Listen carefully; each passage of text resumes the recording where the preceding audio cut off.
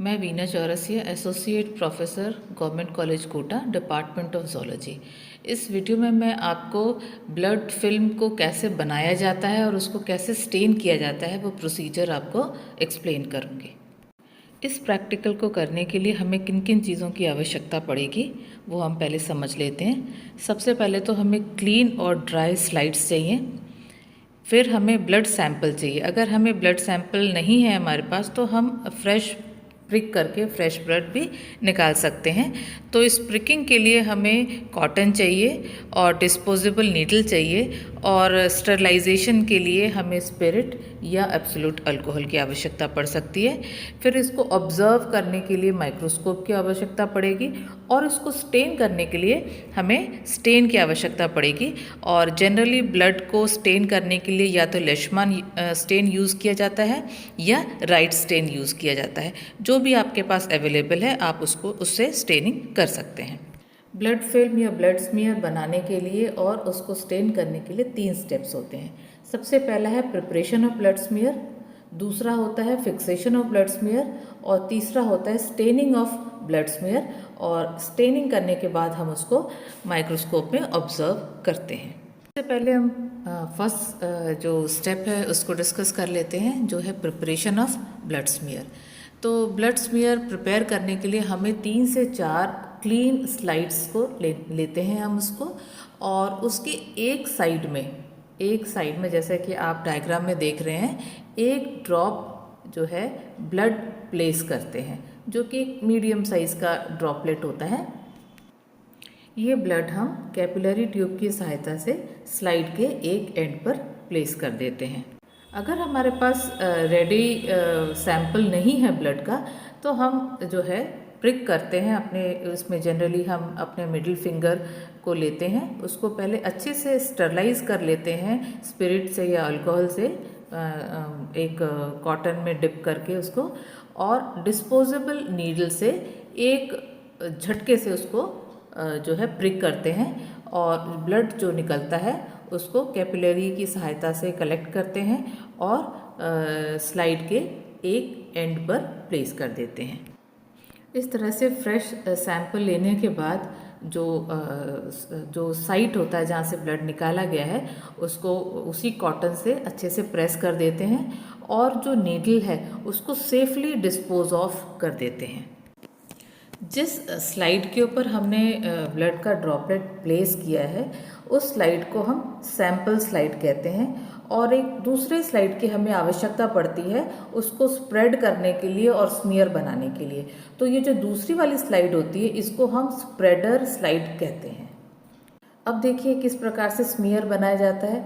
जो sample slide है उसको तो हम नीचे रखते हैं और जो स्प्रेडर स्लाइड है उसको हम सैंपल स्लाइड के 30 डिग्रीज के एंगल पे उसको प्लेस करते हैं और ब्लड के ड्रॉपलेट के थोड़ा सा आगे रखते हैं। इससे क्या होता है कि जो ब्लड है वो पूरे एज में, स्लाइड की एज में जो है वो फैल जाता है, और उसके बाद हम एक झटके से स्लाइड को आगे की तरफ मूव करते हैं और इसको ड्राई होने के लिए छोड़ देते हैं।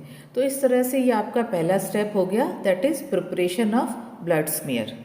एक अच्छे ब्लड फिल्म की ये क्वालिटीज़ होती हैं, जैसे कि वो पूरे स्लाइड को कवर करता है और वो स्मूथ होता है, इसके अंदर किसी भी प्रकार का वेव्स या होल्स नहीं होते हैं और कुछ इरेगुलरिटी नहीं होती, यूनिफॉर्मिटी होती है।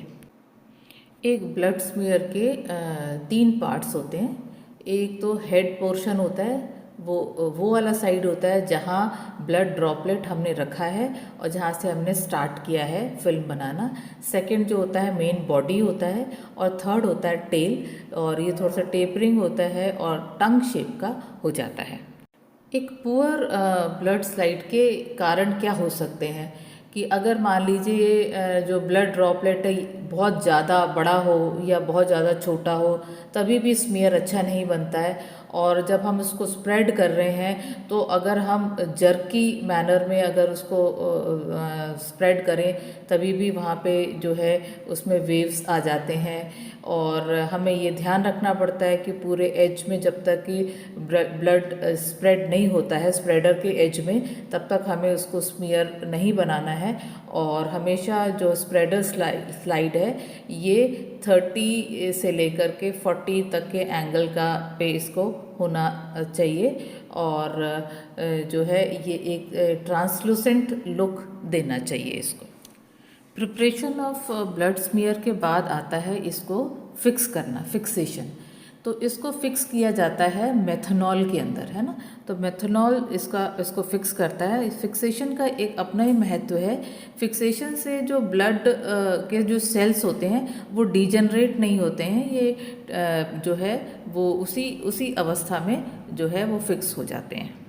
जनरली जो लेशमान स्टेन और राइट स्टेन होता है इसको मेथनॉल में ही प्रिपेयर किया जाता है। इसीलिए जब हम ब्लड स्मीयर को राइट स्टेन से या लेशमान स्टेन से अगर हम इसको स्टेन करते हैं तो इसको अलग से फिक्सेशन करने की इसकी ज़रूरत नहीं है। ब्लड स्मीयर के ड्राई होने के बाद आप सीधा ही उसको स्टेन कर सकते हैं।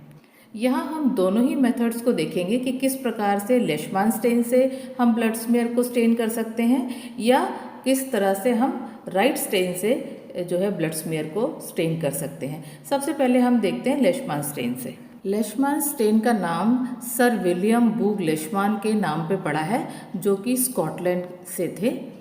और लेशमान स्टेन बनाने की विधि इस प्रकार से है। इसमें 0.15 ग्राम लेशमान स्टेन को 100 ml एब्सोल्यूट मेथनॉल में डिज़ोल्व किया जाता है और डिज़ोल्व करने के बाद इसको जो है फ़िल्टर कर दिया जाता है और फिल्टर करके इसको स्टॉक सॉल्यूशन के फॉर्म में एक बॉटल में स्टोर कर लिया जाता है। इस स्टॉक बॉटल को 50 डिग्री सेंटीग्रेड के वाटर बाथ में 15 मिनट्स तक रखा जाता है और इस प्रक्रिया के बाद में इसको फिर से फिल्टर किया जाता है और इसको डार्क में इसको मतलब स्टोर किया जाता है एट रूम टेम्परेचर। अब हम जानते हैं कि लेशमान स्टेन से जो ब्लड स्मीयर है उसको कैसे स्टेन किया जाए। तो सबसे पहले हम जो है ड्राइड ब्लड स्मीयर को ले लेते हैं। फिर हम जो है लेशमान स्टॉक सॉल्यूशन को लेते हैं और इस स्टॉक सॉल्यूशन को हम 5 टाइम्स डाइल्यूट करते हैं और ये जो डाइल्यूटेड स्टेन है इसको हम कहते हैं वर्किंग सॉल्यूशन। और हम वर्किंग सॉल्यूशन को इस स्लाइड के ऊपर ड्रॉप बाय ड्रॉप डाल करके जो है पूरे स्मीयर के ऊपर इसको कवर कर देते हैं स्मीयर को। तो जब आप इसके ऊपर ड्रॉप बाय ड्रॉप आप स्टेन डालते हो तो आप इसको काउंट भी कर लो, जैसे 1 2 3 4 मान लीजिए आपने 10 ड्रॉप्स उसके ऊपर डाले और उसके बाद आप इसको 1 मिनट के लिए छोड़ दें। 1 मिनट के बाद आपने जितने ड्रॉप्स जो है स्टेन के डाले हैं उसका double amount of distil water उसके ऊपर डालें। जैसे आपने 10 ड्रॉप्स लेशमान स्टेन डाला है तो 20 ड्रॉप्स ऑफ डिस्टिल वाटर उसके ऊपर डालें। डिस्टिल वाटर डालने के बाद आप इसको 5 मिनट तक एज इट इज़ छोड़ दें। 5 मिनट के बाद आप इसको जो है वॉश कर दें, थोड़ा सा वाटर उसके ऊपर फ्लड करके उसको आप गिरा दें और बार बार इस वाटर को आप जो है चेंज करें अनलेस कि एक पिंक कलर वहाँ पर डेवलप हो जाए।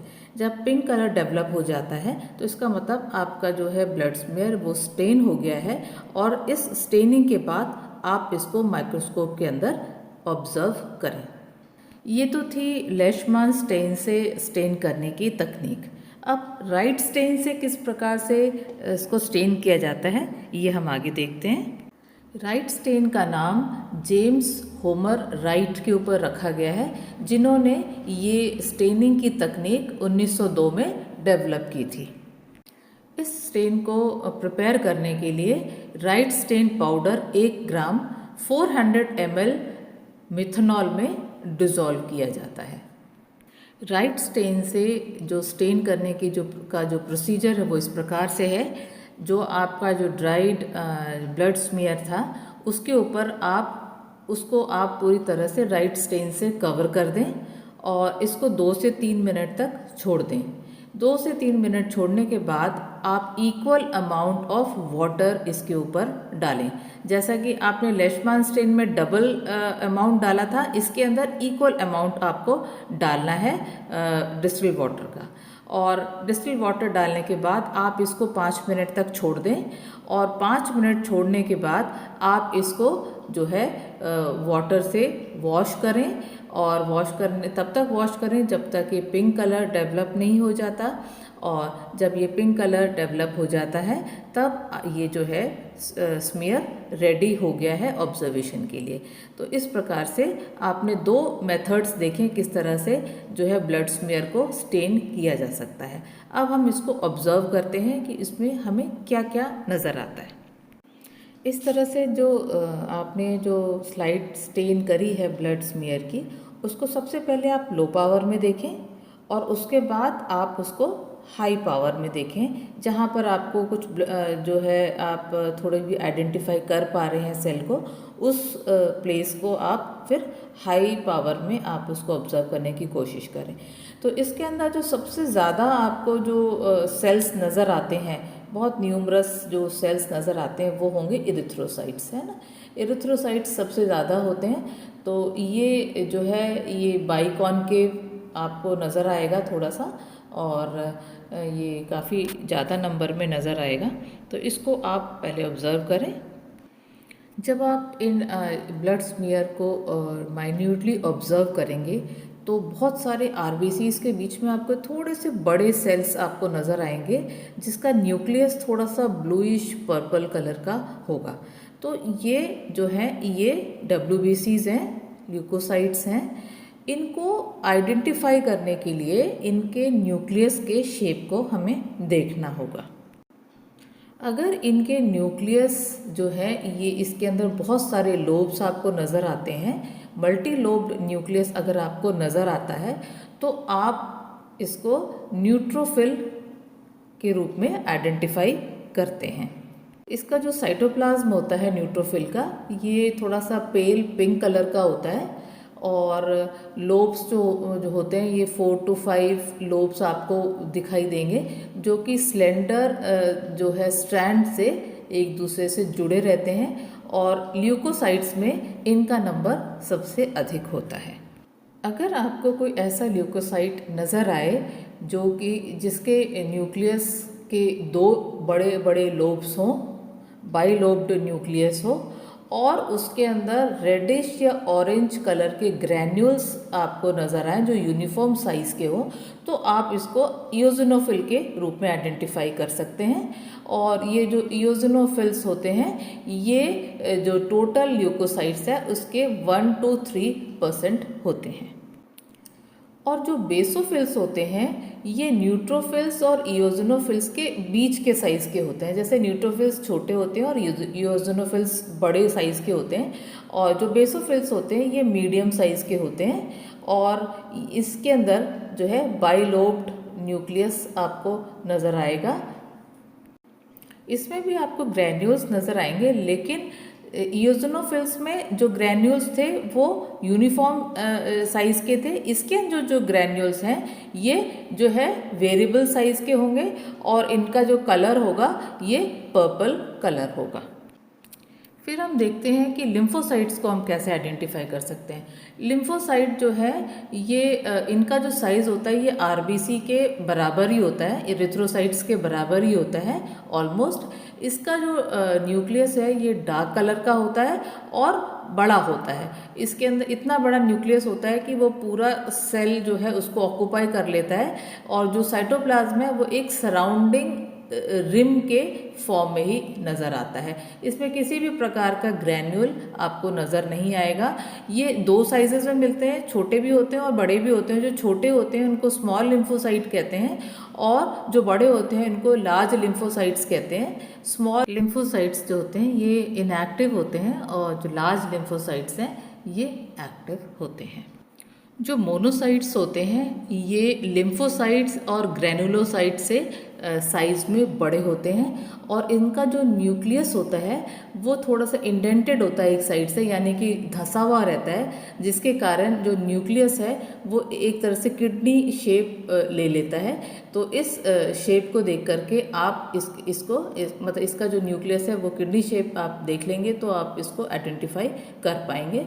तो इस तरह से जो है डिफरेंट ब्लड सेल्स को आपने जो है आइडेंटिफाई करना सीखा। और आई होप ये वीडियो आपके लिए बहुत यूज़फुल होगा। Happy learning.